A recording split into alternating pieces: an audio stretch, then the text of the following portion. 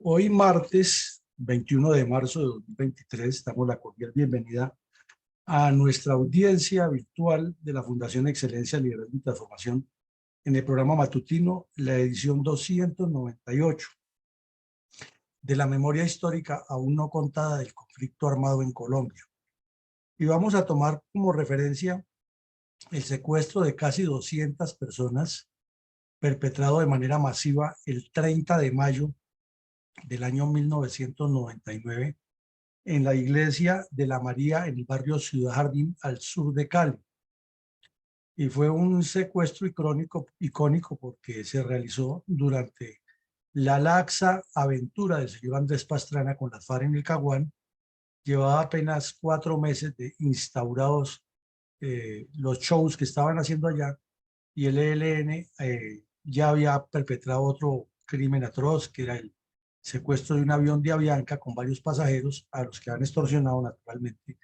Y ahora, a plena luz del día, en una de las ciudades más importantes de Colombia, la capital del Valle del Cauca, entraron disfrazados de militares y secuestraron a cerca de 200 personas, y luego pues se desarrolló toda una situación que vamos a ver hoy.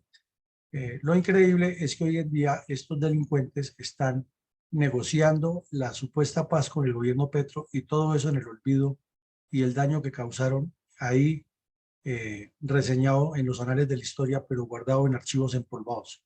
Por eso la Fundación quiere ponerlos en primer plano. Adelante, mi coronel. Mi coronel, la violencia comunista sustentada por la teología de la liberación, practicada por el ELN, ha causado daños desastrosos contra los colombianos, en este caso contra los feligreses católicos de la parroquia de la de Ciudad Jardín en la ciudad de Cali. ¿Cuál es la importancia geoestratégica de esta región del país para el plan Vuelo de Águila del ELN? Importante pregunta e interesantes datos los que hay alrededor. Es que el plan Vuelo de Águila del ELN es el plan estratégico de este grupo narcoterrorista para la toma del poder. O sea, es como ellos conciben su paso a paso en un avance progresivo hacia la toma del poder. Y contempla la ubicación de cuadrillas urbanas y rurales en todos los 4 puntos cardinales de Colombia, con un especial énfasis que siempre lo han querido y no lo habían logrado, sino después de los años 95, 96, lograron asentarse más fuerte en el sur, suroccidente y occidente de Colombia. Porque antes el ELN ha sido fuerte en la parte andina de Cundinamarca, Santander, Antioquia, y con descenso hacia Arauca y una que otra aparición en la parte andina del viejo Caldas. Pero luego fueron creciendo y Cali se convirtió en un epicentro importante. ¿Y por qué Cali? Porque pues históricamente, desde que el MOEC fue la primera guerrilla comunista que trasladó su centro de operaciones a Cali, todos los demás grupos lo han hecho. No es que los anteriores no lo hicieran, porque si recordamos, durante la época de la violencia tripartidista de liberales, conservadores y comunistas, el Partido Comunista tuvo una actividad muy agitada. Cali, con proyección a Popayán, a Palmira, a Buga, a Tuluá, hacia Pereira y hacia la cordillera oriental, o sea, hacia esta zona que nos daría el mapa aquí, el oriente de Palmira, el oriente de Candelaria, de Pradera y Florida. Entonces, por su ubicación geográfica en el sur occidente de Colombia, por ser la ciudad más importante de esa región, por estar cerca de Buenaventura, por tener salida al mar Pacífico y acceso a las dos cordilleras, a la central y a la central, y al valle del Río Grande del Cauca, inmediatamente Cali se convierte en un epicentro fundamental para las acciones terroristas. Y aquí vemos que la ciudad de Cali pues está rodeada por cerros. Al occidente están lo que llaman los farallones de Cali, y hacia el oriente están las estribaciones occidentales de la cordillera central. Y como sabemos, atravesada por el río Cauca. Esta foto nos muestra que la ciudad de Cali no es tan plana como dicen ellos, que hay unos sectores que son ya ondulados. Por ejemplo, el barrio Los Cristales, que es muy famoso, es histórico, el barrio Nueva Granada, el barrio Todo el sector que va hacia el sur, pegado por el filo de la cordillera, es quebrado, tiene unas avenidas que han construido, su calle de las Fuentes en la calle Quinta, y en los cerros de Cali pues se encuentran varias estatuas importantes como la del Alcázar y la de Jesucristo, y vemos también que es una ciudad muy famosa en el mundo por su alegría tropical y por ser, como ellos mismos se han autodenominado, la capital mundial de la salsa, donde los carnavales y los festivales muestran las destrezas artísticas de muchas personas del occidente, en especial los venidos del Pacífico.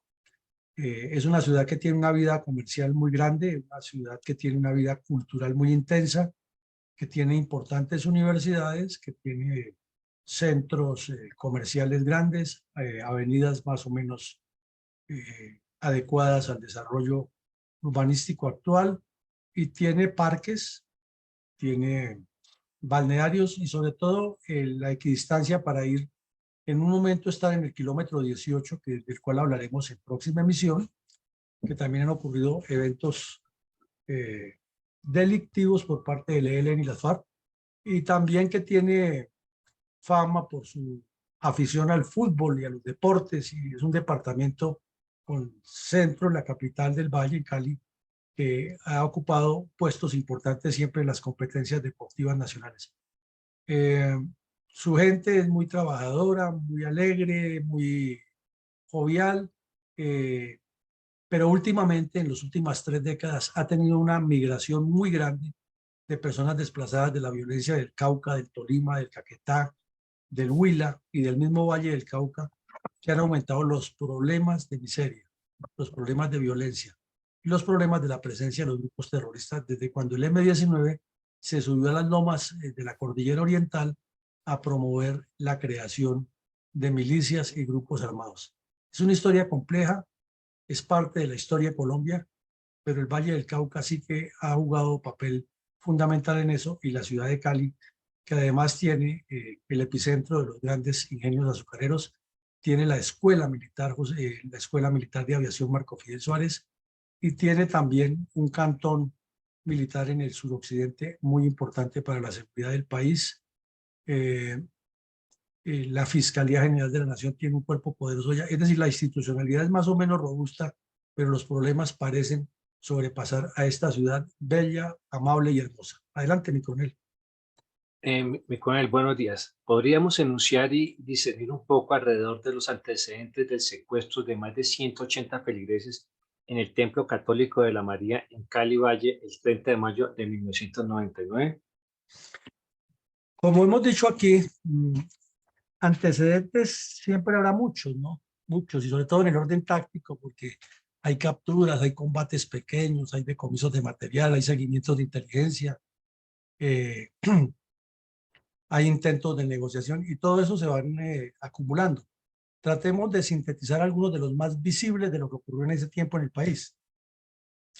En primera medida, en el gobierno desprestigiado del señor Samper, cuando no tenía mayor margen de maniobra, autorizó que los bandidos se reunieran en un sitio que llamaban Río Verde Los Henados, o que se llama así en Sonsón, Antioquia, y salió de la cárcel un terrorista, 2 terroristas muy conocidos, Francisco Galán y Felipe Torres, los 2 terroristas del ELN, miembros de la Dirección Nacional de ese grupo criminal. Salieron de la cárcel escoltados y con helicópteros y protegidos, y con permiso para ir a reunirse con los demás bandidos en un sector que se llama Río Verde Los Henados, en la zona rural de Sonsón.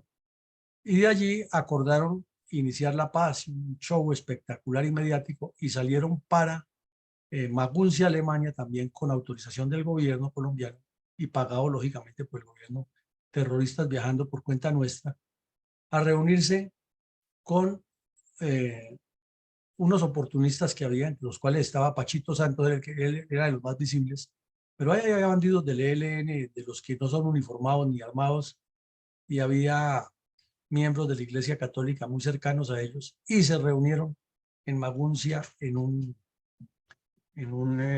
seminario que se llama Puerta del Cielo. Y por eso hicieron allá un acuerdo de Puerta del Cielo, que es de lo más ilógico, toda la humanización de la guerra. Mejor dicho, parecía redactado por el padre de Rux, ese acuerdo. todo era culpa del Estado colombiano y el ELN no había cometido un solo pecadito. Ellos estaban libres de toda culpa y entonces lo que había era que comenzar a humanizar la guerra porque si no los helenos seguían destruyendo el país.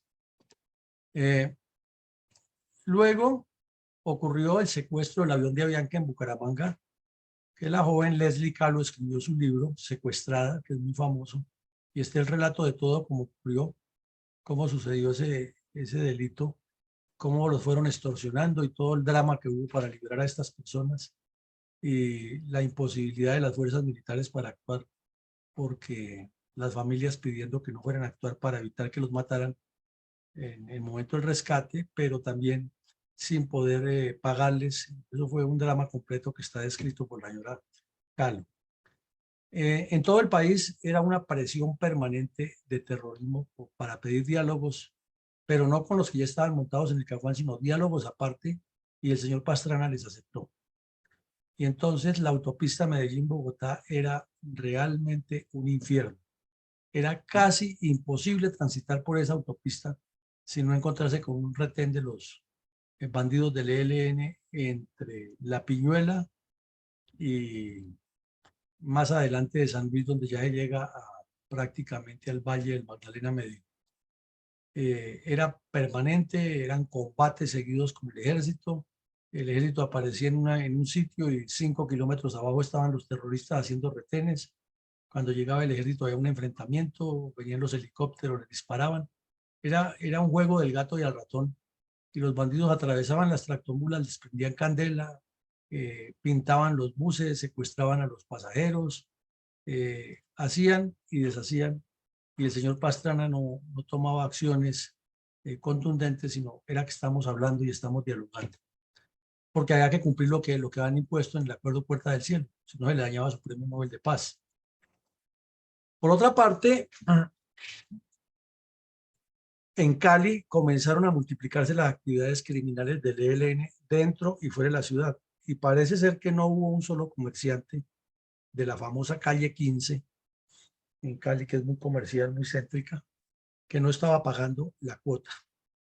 Y la cuota era al extremo del descaro que cerca de Cali hay un balneario muy popular que se llama, muy conocido. Y en ese balneario tocaba llegar, en el río Pance exactamente, tocaba llegar allá a los comerciantes y a los que estaban extorsionados y hacían fila, óigalo bien, fila. Y un bandido sentado en una mesa y otro con un revólver en la mano, amedrentando, y los demás escondidos por ahí en las matas de monte observando que estuvieran seguros, y recogían todos los domingos. Eso era común y ya la gente sabía, ya están los muchachos recogiendo. Entonces la cuadrilla José María Becerra cometió entre otras esa, pero también colocaron varios petardos en la ciudad y se aliaron con las FARC para lanzar explosivos contra los cantones, para la colocación de petardos en sitios comerciales que no estaban pagando, extorsión, para secuestrar individualmente también lo hicieron, y para asesinar personas, reclutar jóvenes. O sea, estaban en su salsa. Pero hay algo específico, es que el ELN comenzó también por esa época a reclutar sindicalistas.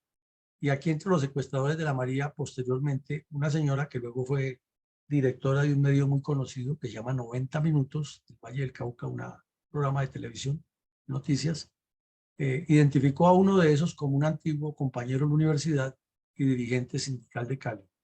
Entonces eso nos indica que la Iglesia Católica, los sindicatos y los centros educativos han sido el filón predilecto del ELN para reclutar, y en este caso de Cali para la época de 1997, 96 en adelante, hasta el 2000, hasta nuestros días que estamos hoy, que el ELN existe, esos han sido epicentros de trabajo, y por eso tienen la facilidad de presionar al gobierno, presionar a las empresas, presionar a las entidades, porque los sindicalistas que están infiltrados ahí tienen información 1A sobre lo que pasa. Y cuando los detectan, que ya son muy ubicados de que son guerrilleros, entonces se van para el monte. Lo mismo pasa con estudiantes y con en la Iglesia Católica con algunos sacerdotes que pertenecen a esa línea de la teología de la liberación.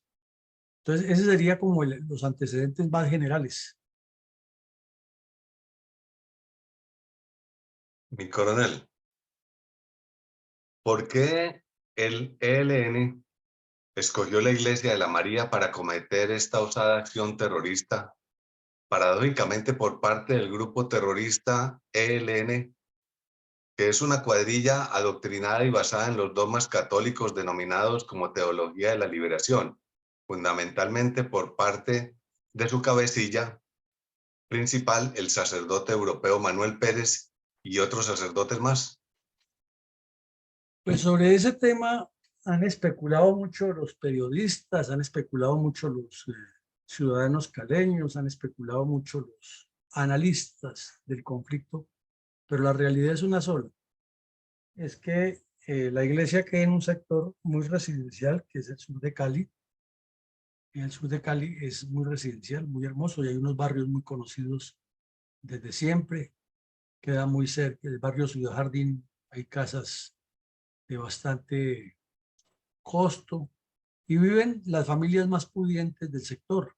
Viven gerentes de empresas, viven directivos de fábricas, viven profesores universitarios, personas ya pensionadas que tienen un buen ingreso, viven inversionistas, funcionarios bancarios.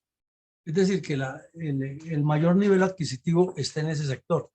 Y como es una ciudad igual que las ciudades colombianas, esencialmente católica, pues las misas de 10, 11 y 12 en las iglesias que hay en el sector son muy concurridas. Y sobre todo las esposas de los señores tienen esos cargos, o ellas cuando están en cargos de esos, son muy dadas a hacer actividades cívicas, a meterse a los barrios pobres, a llevar apoyos, a llevar actividades culturales, a llevar soluciones sociales. Entonces, como los delincuentes del ELN están infiltrados en esas comunidades, saben quiénes son y las van ubicando. Y si tienen sindicalistas infiltrados, por ejemplo, en los bancos, con mayor razón. Y si hay personas de ellos que trabajan clandestinamente con la Iglesia Católica dentro de las comunidades eclesiales de base, pues tienen ubicados todos y saben exactamente quiénes van, cuándo van, etcétera.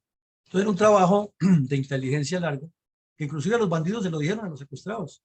Que a ustedes los estábamos siguiendo hace rato y ya sabíamos quién es quién. Entonces, por eso tenían en la mira a esta iglesia, que aquí la alcanzamos a ver en la foto, no el día del secuestro, pero sí un día en que los familiares se reunieron allá a conmemorar lo sucedido. Mi coronel, podríamos hacer una reconstrucción general del secuestro de más de 180 feligreses en el Templo Católico de la María en Cali Valle el 30 de mayo de 1999, con base en la infografía elaborada por el Diario del País de Cali. Sí, aquí vemos, esta es una reconstrucción infográfica que hace el diario La País de Cali, muy bien hecha, que nos da una orientación clara cómo sucedieron los hechos. Resulta que la capilla estaba en construcción la capilla que acabamos de ver en la foto, que es muy hermosa, tiene una arquitectura de muy buen gusto y es muy ventilada. Es un sitio muy bonito, muy agradable para ir a misa, pues porque la temperatura de Cali es alta y generalmente a las 10 de la mañana el sol comienza a ponerse en su punto, entonces se requiere buena ventilación.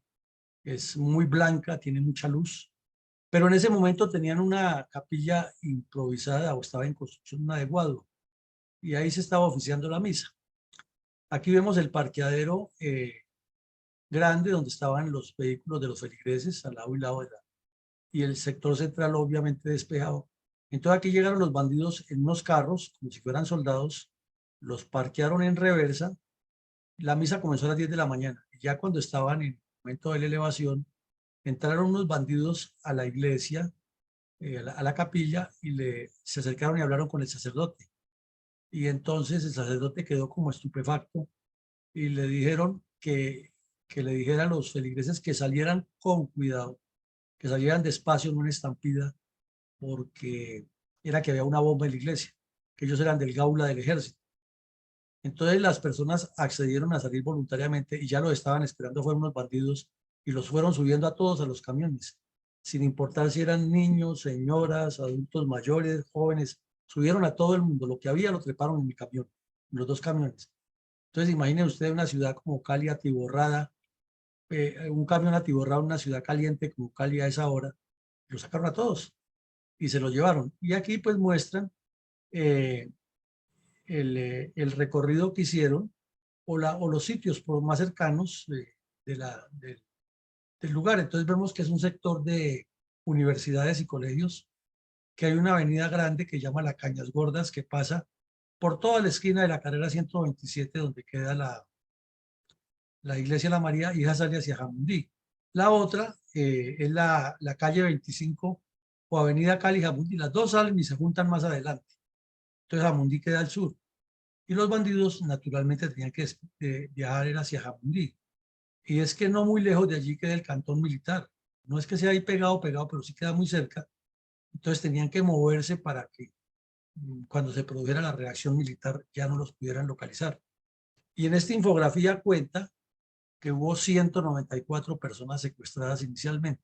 En eso sí que ha habido diferencias en los números que publican, pero parece que el diario El País hizo una información más concreta y verificó bien con las fuerzas militares la información que se tuvo en la medida que los fueron liberando, y podrían ser esos 194. Entonces, producido el secuestro y la alarma, la reacción del ejército logró en el primer envión obligar a los bandidos a liberar a 86 personas. 86 quedaron libres en ese momento. 15 se les escaparon en un momento que el vehículo tuvo que parar. Se volaron 15, una glorieta, entre Jamundí y la vereda de la Estrella. Y 35 personas fueron liberadas el 15 de junio, o sea, 15 días después. Lógico, después de pagar. Eso no fue gratis. Y entre el 2 y el 30 de junio liberaron también a otras 20. Y luego 38 que fueron liberando a cuentagotas hasta liberarlos a todos. Eso fue más o menos los datos que tienen. Aquí vemos el recorrido. Bajan hacia el suroccidente por la avenida Cañas Gordas. Al llegar a Jamundí no entran al pueblo, sino que voltean hacia la izquierda, ya subiendo hacia la montaña, y comienzan a subir, a subir, a subir. Y ahí se van, aquí en el punto que llama Chicayá, o, o ahí fue abandonado uno de los vehículos que era de placas de Pasto. Ahí está la placa, porque ya no podían más. Y aquí más adelante se presenta el primer combate con el ejército que los venía persiguiendo, y es dado de baja un bandido y captura a otro. Y aquí en el corregimiento San Vicente, donde definitivamente se les pierde el rastro de los militares. ¿Por qué? Porque los bandidos van dejando grupos de contención mientras se van. Y luego ya viene la persecución, que es larga, es intensa. Hubo operaciones aéreas, terrestres, y una presión constante, pero era difícil encontrar a los secuestrados, y los iban liberando en la medida que en Cali las redes urbanas, que tenían unos contactos muy bien organizados, hacían que las familias pagaran sin que intervinieran las fuerzas militares o la policía, por el temor a que si intervenían, entonces los secuestrados eran asesinados en cautiverio. Esa fue la estratagema de los bandidos.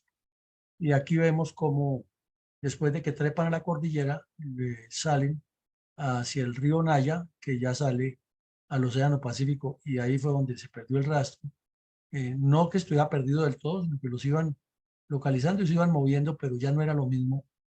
Y el riesgo de no tener que afectar a los secuestrados era lo que impedía que fuera más contundente la operación militar. Adelante, mi coronel.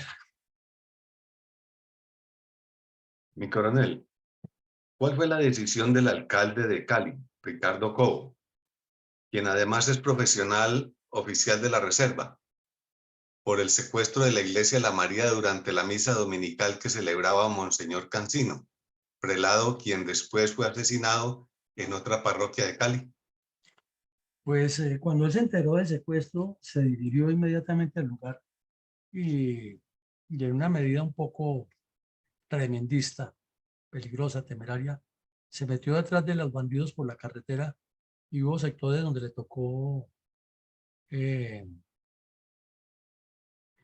salirse del carro y correr, y los escoltas de él pues entrar en intercambio de disparos con los bandidos. Y ahí vemos una foto que le toman los periodistas y esa fue la actitud de él. Nos parece que fue tremendista, o sea, demostró que estaba metido en el problema, comprometido con la solución del problema, pero con revólveres y con subametralladoras no le podían hacer frente a bandidos que tenían fusiles, y menos en una carretera y en un terreno quebrado donde los bandidos son hábiles. Pero eso fue lo que ocurrió y ahí lo tenemos. Inclusive vemos aquí en el fondo un muchacho haciendo entrenamiento, trotando por la carretera, que ya trotan mucho los domingos la gente, mientras pasa la caravana y están ocurriendo los problemas que están sucediendo en la vía. Esa fue la actitud del alcalde. ¿Cuál fue la condena proferida por la justicia colombiana contra el terrorista Eleu E.P. Vivas, capturado en los siguientes combates con el ejército en la vía hacia los Farallones de Jamundí?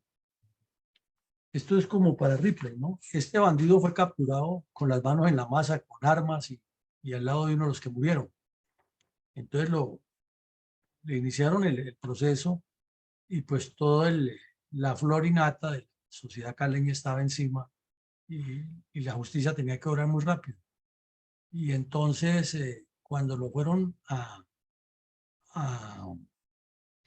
judicializar, lo primero que le preguntan las autoridades, obvios, ¿cuánto tiempo llevaba usted y cómo fue el planeamiento del secuestro? Eso es una cosa lógica. Y este bandido sale con el cuento que no, que él era otro de los secuestrados y crean que lo han secuestrado y lo habían metido a las malas. Naturalmente que eso no le creyeron ese cuento. Y el juez de primera instancia lo condenó a 50 años de cárcel. Que si la justicia no ha fallado, pues allá debe estar pagando todavía la condena. Pero pues ya han pasado 20 años de eso, no se sabe si ya rebajas de penas y buena conducta y no sé qué, debe estar a lo mejor otra vez de jefe de la cuadrilla. Y luego el Tribunal Superior de Cali le le confirmó la condena a los 50 años de la María. Pero él no fue el cabecilla principal, ¿no? Sí, fue uno de los que, de los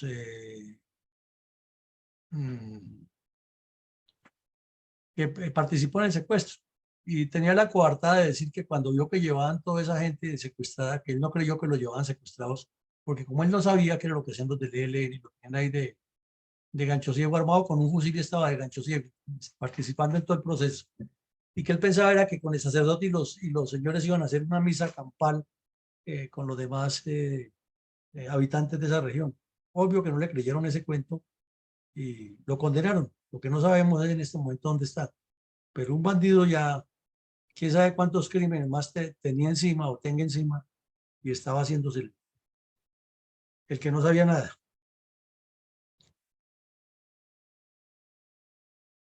¿Cuál fue el desenlace de la captura del terrorista Julio Gilberto Astudillo Victoria, alias Juan Carlos Cuellar, del ELN, sindicado de ser uno de los cabecillas del secuestro de los más de 180 feligreses del templo católico La María en Cali? Pues ahí lo vemos en la foto. Este bandido es del ELN, es muy parecido en la cara a Pablo Catatumbo, tiene unos rasgos parecidos, también es del Valle, y es de apellido Victoria, segundo apellido, de pronto son hasta familiares, eso sí no lo sabemos, porque Pablo Catatumbo es Jorge Torres Victoria, pero físicamente se parece. Y el uno es de las FARC y el otro es del ELN. Este bandido utiliza el alias de Juan Carlos Cuellar y fue capturado, condenado por los mismos hechos, y este sí es de los que participó en toda la planeación y la preparación del asalto y en la dirección, y era uno de los que más los amedrentaba y los tenía presionados a los secuestrados para que pagaran. Entonces, cuando lo capturaron, a las víctimas que llamaron todos lo identificaron, o sea, la condena era alta. Pero cuando comenzaron las negociaciones de paz con el señor Santos, inmediatamente lo liberaron lo liberaron y quedó libre. Entonces, cuando quedó libre y quedó de uno de los encargados de negociar la paz y de mediadores, lo que está haciendo Petro ahora con los terroristas de la primera línea. Y ahí lo ven en Cali ustedes dando una conferencia muy bien vestido en un sitio abierto, protegido por las mismas autoridades a las que asesinó varias veces y ante la ciudadanía a la que le causó tantos delitos, hablando de que nunca más las armas en la política, que queremos la paz, pero cuando nos entreguen todo lo que pedimos. Entonces, siguió perpetrando delitos y cuando comenzó el gobierno Duque lo capturaron y ahí fue Troya. Y entonces ahora que el ELN volvió a negociar con Petro, ya está otra vez fuera de la cárcel. Un bandido de una trayectoria grandísima. Y curiosamente uno de los que más aboga por él siempre es Monseñor Gonzalo, que es que hay que hacer la paz y entonces si queremos la paz, toca darles a la oportunidad para que hablen. Algo raro pasa ahí. Adelante, mi coronel. Podríamos recordar las frases de la señora Isabela Bernaza, rememorando la ruda tragedia del secuestro de más de 180 feligreses en el Templo Católico de la María en Cali, Valle, el 30 de mayo de 1999. Pues mire, el próximo jueves 23 de marzo tendremos en la Fundación Excelencia, Liderazgo y Transformación la emisión número 300 y vamos a hablar precisamente del drama psicológico de las víctimas. Y esta frase nos cabe como un preámbulo, como anillo al dedo. Esta señora Bernaza también es de las personas que más ha expresado lo que sintió y que está convencida que dando a conocer todo lo ocurrido, pues hace un duelo y recupera su autoestima. Y entonces ella dice ahí, regresar del secuestro es una de las cosas más difíciles, pues uno está con la autoestima perdida y con una inseguridad frente a todo. Estar secuestrado es perder el control y la responsabilidad de todo lo que tú tienes al alcance, depende de otro. Y al leer la crónica completa, cuenta que ella estuvo en un buen tiempo en un pavor terrible, le daba miedo sacar el vehículo del garaje, le parecía que cualquier persona que se le acercaba la iba a atacar, le daba miedo estar en multitud, soñaba con los días tan trágicos que pasó en las montañas, veía la cara de los bandidos amedrentándola, y eso es apenas lógico. Entonces, relata todo eso y cuenta el drama de cómo ella volvió antes, porque pagaron antes, claro, y luego el esposo. Pero esa frase es muy contundente, que uno de los problemas más graves que tiene el secuestrado es que pierde el control y la responsabilidad. O sea, deja de sentirse persona, se siente como un objeto que es maniobrable por quien le controlan su voluntad.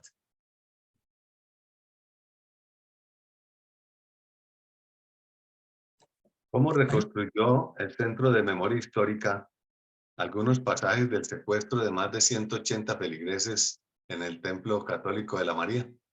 Bueno, el Centro de Memoria Histórica, no la comisión del cura de Rux, sino el Centro de Memoria Histórica, que lo dirigió un señor de apellido Acevedo, un antioqueño, hizo como una reconstrucción en varios frentes, en varios focos de lo sucedido, y con unos artistas pintaron este cuadro que se ve ahí, o unos cuadros similares, donde están los terroristas disfrazados de soldados y tienen las personas apelluzcadas, subidas en los camiones, y cómo van subiendo a los otros, ¿no? Cómo los están presionando a que suban.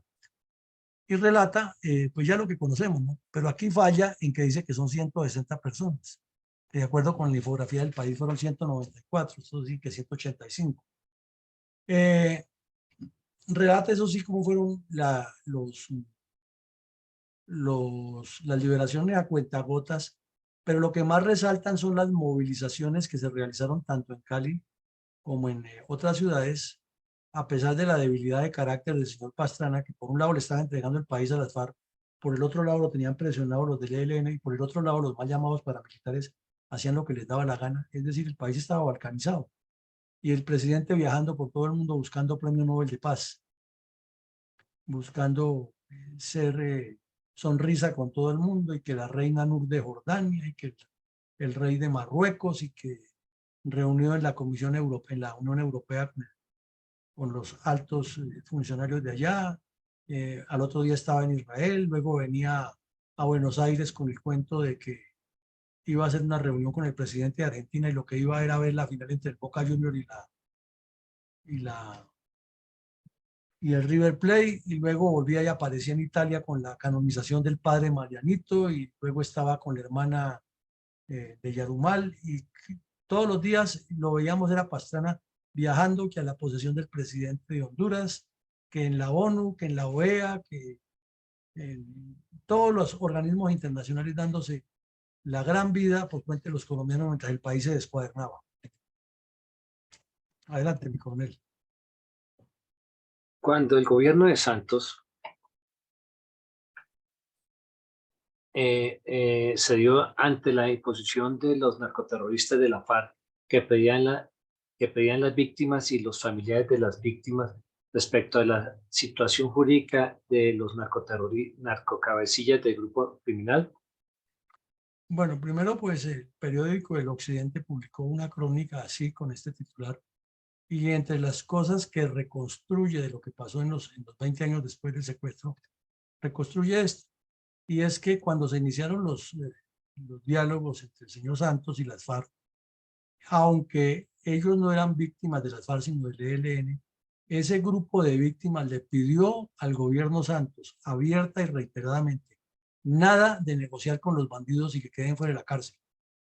Repito, ellos no eran los que los han secuestrado, pero eran de los mismos. Entonces, les insistieron que nada o al gobierno colombiano, que nada de cederles, ni que fueran considerados para ocupar cargos públicos, y que no les fueran a dar casa por cárcel. Y resulta que todo lo que pidieron las familias de las víctimas del secuestro de la María por parte del ELN, que no se lo dieran a las FARC, se lo dieron completico.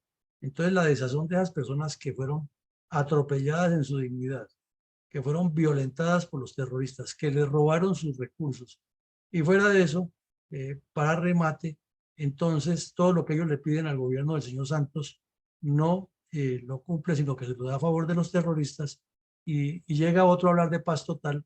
Nos parece que ese grupo de personas, de ciudadanos, deben estar viviendo un trauma y una desazón y un dolor terrible, porque muchos de ellos ya murieron también, ¿no? Algunos de ellos han muerto, pero los hijos, los hermanos, las tías, los que vivieron el drama. Y a Monseñor Cancino, que era el que buscaba los contactos para enviarles los medicamentos o lo que necesitaban, pues también lo asesinaron las FARC. Y estas personas consideraban que Monseñor Cancino era un gran mediador, era un apóstol para ellos, que les estaba ayudando a paliar ese dolor, y que los bandidos lo asesinaron después los de las FARC, precisamente por eso, y porque decían que andaba con mal llamados paramilitares, y porque Monseñor Cancino les cantaba la tabla en la iglesia y los llamaba delincuentes y criminales y no les gustaba. Entonces, síntesis, lo que pidió esta gente, las víctimas de la María, frente a las FARC no lo cumplieron. ¿Qué esperarán de Petro, que es de los mismos, que tiene antecedentes de ser de los mismos, y que habla de paz total con todos estos delincuentes que les causaron tanto daño? ¿Por qué la Corte Suprema de Justicia no calificó como delito de lesa humanidad el secuestro de más de 180 feligreses en el Templo Católico de la María el 30 de mayo del 99? Aquí hay la refrendación de lo que se dice siempre, ¿no? Que los culpables de la situación que está en Colombia son los dirigentes políticos de siempre, los terroristas de las FARC y el ELN, y desde luego los miembros de la justicia, que no siempre fallan, aunque ellos dicen que están fallando en derecho, no siempre fallan en derecho, o que sus fallos en derecho no son tan derechos. Resulta que el caso se llevó allá porque es que si se considera de lesa humanidad jamás prescribe, y al jamás prescribir, cualquier juez de la República en cualquier época puede judicializar y encarcelar, si es del caso, a cualquier bandido del ELN que haya participado directa o indirectamente en ese crimen, secuestro. Entonces, una de las peticiones de los abogados de las víctimas fue esa, y que llegara a que la Corte Suprema de Justicia, que es la última instancia que da el fallo sobre eso, lo considere de lesa humanidad, como está considerado el caso del asesinato de Álvaro Gómez y otros, que los mismos bandidos sí lo logran. Cuando les matan gente de ella, sobre todo los que son desarmados, logran que se consideren delitos de lesa humanidad, y entonces quien haya participado en ese crimen o tenga que ver siempre será judicializado. Pues aquí tenemos que la Corte, con leguleyadas, como suelen hacer aquí, salió con el cuento de que sí iba a ser un secuestro, pero que como era extorsivo, entonces no era toma de rehenes, y que no, de hecho le dieron la vuelta en una cosa que no tiene ninguna explicación ni asidero, y terminaron los bandidos del ELN siendo los buenos de la película. Entonces, ¿cuál fue la respuesta de las víctimas ante semejante insensatez de la Corte Suprema de Justicia? Pues ahí las vemos, las víctimas en un acto público, pidiéndole con unos velones, con unas luces, a la Corte Suprema que revierte ese fallo, y diciéndole las razones ya más de fondo, con argumentos jurídicos, que eso no tenga ninguna validez, pero ustedes saben que después de un fallo de la Corte Suprema ya es la última instancia y no hay nada que hacer. Lo cierto es que esos bandidos han quedado libres, varios de los que fueron capturados por esos hechos, y que en este momento están negociando, y nada de raro sería que, lo decimos en esta sala, que terminen presentando, como dicen los de las FARC, que lo de Alfonso Caro no fue una muerte, sino que fue un asesinato y que hay que juzgar a los que lo asesinaron. Nada de raro que terminen diciendo que hay que juzgar a las autoridades que los persiguieron porque no los dejaron ganarse su billetico sin ninguna presión, y que termine el Estado condenado por la muerte del bandido que cayó en combate en el momento que lo seguían, y por la captura del pobrecito que llevaba apenas 8 días en el ELN y que él no sabía y que es lo que creía, que iban a hacer una misa campal. Nada de raro que nos salgan con ese argumento. Lo cierto es que para esas personas ya son dos golpes muy duros, ¿no? El que no les haya aceptado el señor Santos, pararle el chorro a las FARC, y luego ahora que la Corte Suprema de Justicia, que se supone que le estamos pagando todos los colombianos el salario a estos magistrados, que se supone también que son muy sapientes en el tema, fallen en contra de la lógica, porque un delito en una iglesia, un templo, donde se considera que es un bien protegido, contra personas inermes, ciudadanos que le están aportando al desarrollo del país, y la forma tan atroz como lo llevaron y los manipularon y los agredieron, y todo lo que ocurrió, y termine la Corte diciendo que no es un delito de lesa humanidad, pues eso sí es una vergüenza para la justicia colombiana, y como lo hemos insistido aquí, para las universidades que gradúan esos abogados que parecen tinterillos y no abogados. Adelante, mi coronel. De las múltiples reflexiones derivadas del secuestro de más de 180 feligreses en el Templo de la María en Cali, ¿cuáles podríamos resaltar en el día de hoy? Pues muchas, mi coronel, pero como usted dice, resaltemos algunas. Primero, entrar a un templo católico a cometer semejante acción, al mismo tiempo que hay sectores de la Iglesia Católica, ya de la institución, relacionados con el terrorismo comunista, pues deja muchas dudas al respecto de quién o quiénes podrían estar ayudándole a los bandidos a hacer la inteligencia para que llegaran preciso, en el momento preciso, y que estuvieran todas las personas allí reunidas para llevárselas y buscar una gran financiación económica. Entonces, ese tema de los vínculos de algunos sectores de la Iglesia Católica que están torcidos, están procediendo mal con el terrorismo comunista, no han sido desenmascarados en su debida dimensión y necesitan ser puestos sobre el tapete, y es algo que en ninguna de las negociaciones con el ELN se les ha exigido, que desentrañen a todos esos miembros de la Iglesia Católica de la Teología de la Liberación que están ahí infiltrados entre ellos, y los dejen libres, porque ponemos un paralelo aquí de las tantas cosas raras que ocurren. Cuando la periodista española Salud Hernández la secuestraron en el Catatumbo, ella estaba hablando con 2 monjas. Y si no estoy mal, ella estaba quedando en un sitio de una residencia regentada por religiosos. Y la secuestraron y se la llevaron para el monte y se armó el problema más grande. Y Santos tuvo que mover cielo y tierra para que la liberaran. Y cuando la liberaron, el que intervino directamente fue el obispo de la región y un sacerdote. Entonces a uno le queda siempre la duda es si eso fue un acuerdo tácito o una coincidencia muy grande. Máximo que el ELN gravita alrededor de la teología de la liberación del hombre nuevo y del marxismo cristiano. Y son muchos más los casos que han ocurrido. En segunda medida nos queda muy claro, ya lo dijimos al principio, pero lo estamos aquí resarciendo, es que ni el Estado colombiano, el gobierno de turno, ni los ministros de defensa civiles, que dicen saber de lo divino y lo humano, ni los medios de comunicación, ni siquiera la academia que le hace el seguimiento a las causas sociales del conflicto, entre comillas, conocen cuál es el plan vuelo de Águila del ELN. Y es toda una hoja de ruta para tomarse el poder a partir de la construcción de un poder popular y de un hombre nuevo, fundamentado en el marxismo cristianismo, y mientras tanto ellos cazando mariposas y pensando en cosas que no son.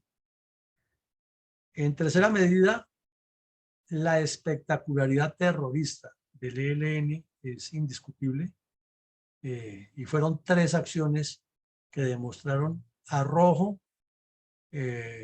o de pronto producto de un heroico miedo, pero lo hicieron, que fueron el secuestro del avión en Bucaramanga, que lo aterrizaron en el Magdalena Medio, el de la señora Calo, el secuestro de la María aquí en Cali que estamos viendo hoy, y otro que vamos a ver en próxima emisión, que es el de los turistas y los residentes del kilómetro 18 en Cali, con una espectacularidad y unos ribetes que causan pues vergüenza para cualquier gobierno que le ocurra eso, pero al señor Pastrana lo que menos le dio fue vergüenza, eso le corrió por un ladito y él seguía empeñado hablando de paz con las FARC y de cumplir el acuerdo Puerta del Cielo con los bandidos del ELN, y viajando porque eso le daba réditos de ser el atleta de la paz en Colombia. Con el ELN sucede exactamente lo mismo con las FARC. Unos terroristas en el exterior moviéndose y más con el apoyo de sectores radicales de la Iglesia Católica de varios países del mundo, especialmente en Europa, España, Suiza, Alemania, y otros haciendo el terrorismo aquí en Colombia de frente, y otros públicamente en Colombia desde diversos sectores donde tiene influencia el ELN, presionando porque haya diálogos. Entonces, en eso son igualiticos a las FARC, solo que su mecanismo es un poco más variado, pero el esquema es el mismo. El contacto en el exterior que les mueve, los legitima, les ayuda a tener presencia mediática en diferentes instancias, el terrorismo latente contra los colombianos aquí dentro del país y la exigencia permanente de diálogos. Y cuando llegan a los diálogos, ya los hemos escuchado, y ahí los tenemos, que ya llevan 3, 4 meses con el señor Petro, y no se avanza nada, no se conoce nada, y que es que están diseñando la agenda, porque tienen la habilidad de manipular el lenguaje muy propio de los que son formados en la Iglesia Católica, de que todo va paso por paso y esto se construye y miremos cómo es aquí, cómo es allá y usted qué opina y sometámoslo a una primera votación, pero votemos nomás esta primera parte y la segunda. Y entonces si a alguien se les desprecia, no, es que tenemos que ir con calma, porque es que esto es una guerra que lleva no sé cuántos años y esto no se va a resolver así nomás, y es que nosotros tenemos la representación de la sociedad civil, porque entiendan que somos poder popular y bla, bla, bla, y ahí tienen dándole vueltas a todo el que le sienta al lado. Desde luego la importancia estratégica de Cali es fundamental porque la ciudad de Cali, como vemos por su localización geográfica, por sus recursos, por su desarrollo agroindustrial que tiene, por su desarrollo industrial ya particularmente que tiene, por tener el espacio o la cabida para todo el que llegue allá que no se muera de hambre, porque algo consigue trabajando en la ciudad, y la presencia ya de varias décadas de narcotráfico y de otros grupos criminales hacen de esta ciudad un entorno de una complejidad impresionante y que el ELN ha sacado ventaja de eso. Y también nos debe quedar siempre como recuerdo la falacia del acuerdo de la Puerta del Cielo. Y el señor Pastrana hablando de que hay que cumplir el acuerdo de Puerta del Cielo, de humanizar la guerra, y estos bandidos humanizaban la guerra secuestrando civiles en grupos grandes y presionando el país. Y ahora quién sabe con qué joya nos salen, porque ahí los vemos que están negociando de paz. Petro se inventó el 31 de diciembre, que ya había hecho un cese bilateral. Al otro día lo desmintieron ante los medios y anteayer vimos que el domingo asesinaron a un sargento del ejército de Arauca, intentaron derribar un helicóptero en Arauca y cometieron varios crímenes o han cometido varios crímenes, han secuestrado y siguen matando personas y hasta se siguen matando con las FARC en Arauca y están hablando de paz. Pero hay que hacer paz total. Y por último, al gobierno se le ocurre sacar un comunicado que gracias a la paz total en este puente de San José hubo nomás 32 muertos frente a los 52 que hubo el año pasado. Entonces que eso demuestra que la paz total sí funciona y los periodistas publican semejantes insensateces. Entonces no sabemos qué va a pasar con el ELN, que tiene pecaditos como este así de graves y está sentado hablando de paz. Adelante, mi coronel González, con sus reflexiones en el día de hoy. Gracias, mi coronel. Ya es larga la lista de débiles presidentes que han impedido a las Fuerzas Armadas la destrucción total de los grupos terroristas, adoctrinados simultáneamente por el comunismo y la religión. Comportamiento de gamonales políticos en gran parte debido a su grave ignorancia de la forma como se combate y se da por terminado un conflicto bélico.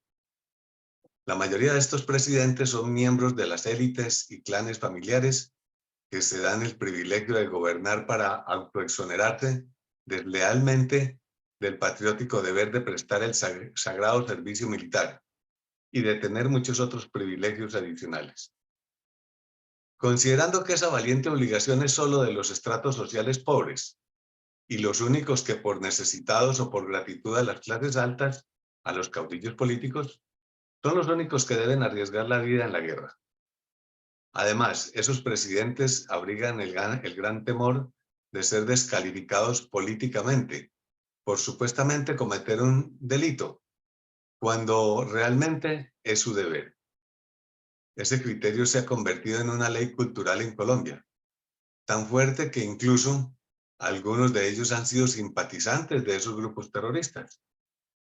Pero la verdad es que están ocultando su gran traición a la patria y a la mayoría del pueblo colombiano, que es digno y honorable, tanto con el país como con sus compatriotas. Es el caso que rememoramos hoy, con la verdadera historia, como lo fue el secuestro masivo de los feligreses de la iglesia de la María en Cali. Suceso con el que se confirmó el viejo e imperdonable pecado del perverso Alfonso López Michelsen, cabecilla de su propia pandilla de intelectuales insurgentes, disfrazada de grupo político, y para ello denominada como Movimiento Revolucionario Liberal, surgido en los años de 1960.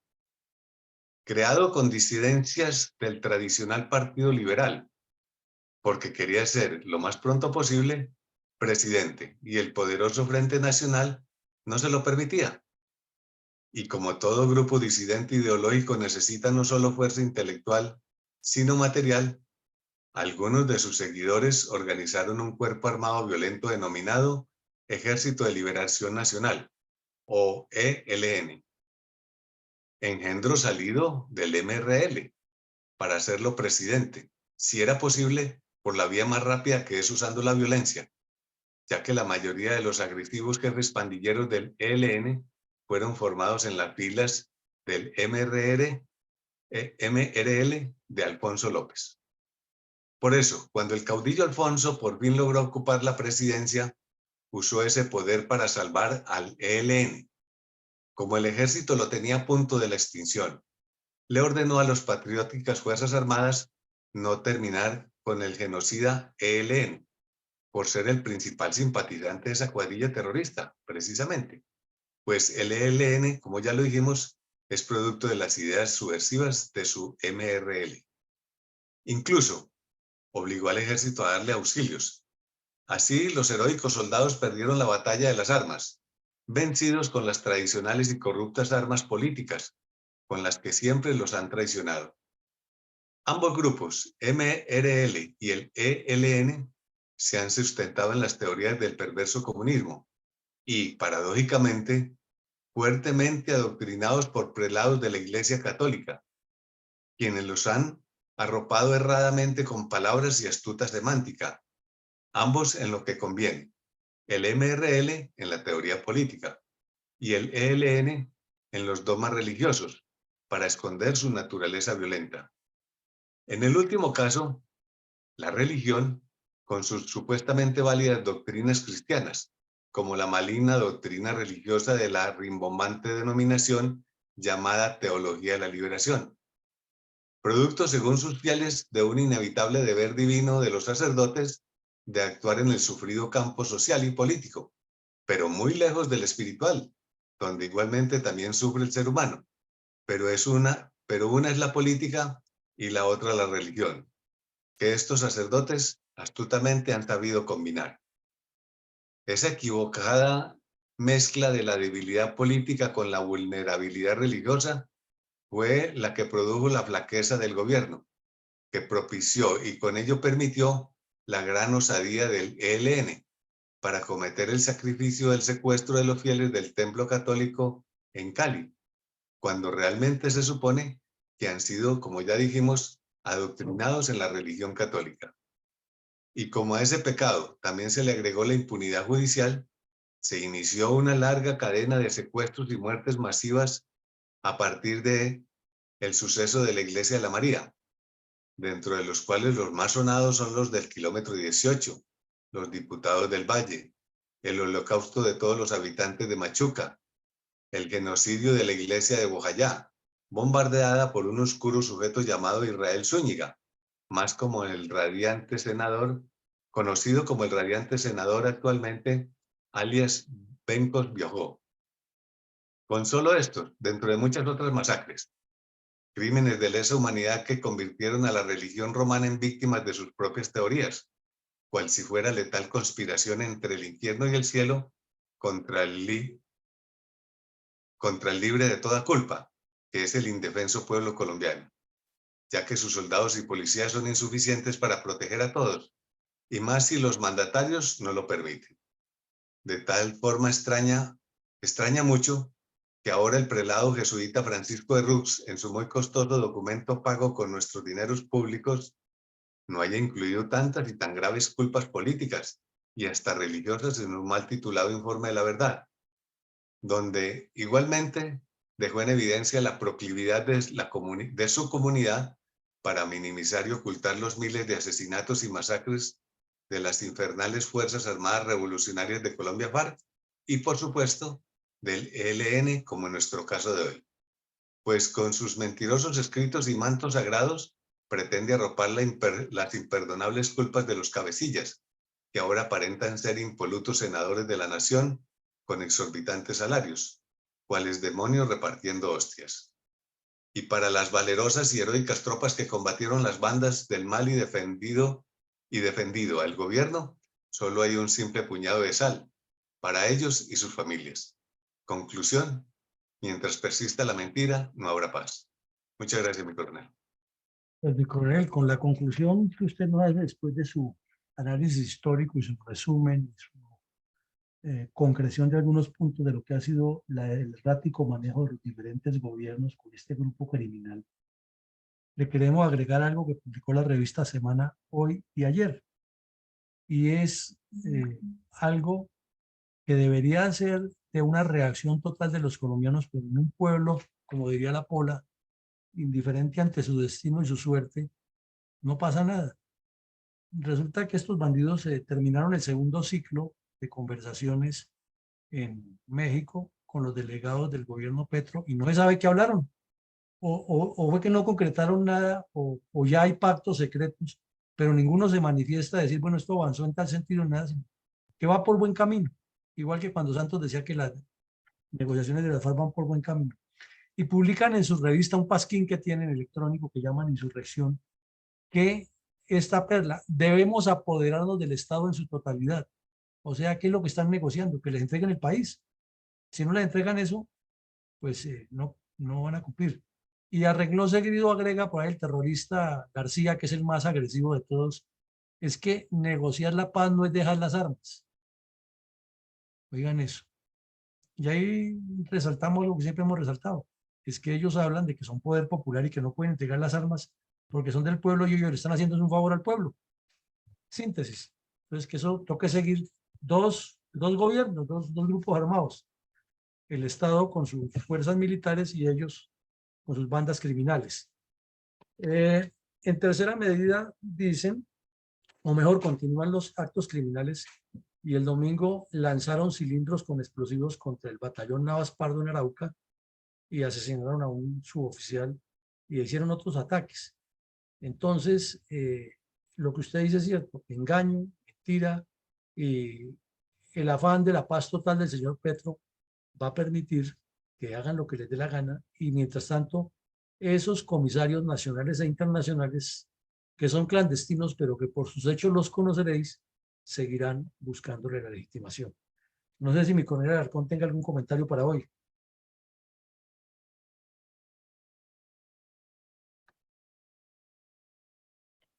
Bueno, Vicencio, siga.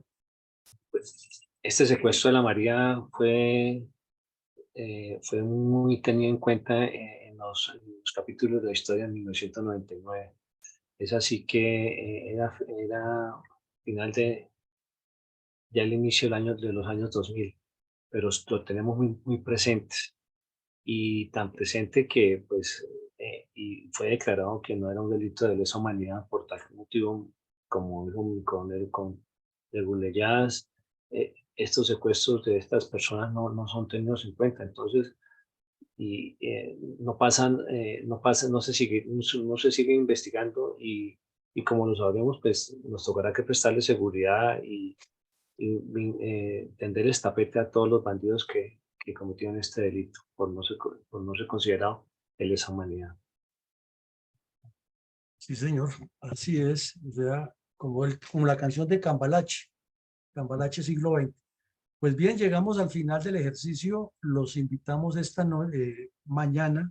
Mañana tendremos nuevamente, no habrá esta noche ejercicio académico y continuaremos con las actividades de la Fundación Excelencia, Liderazgo y Transformación.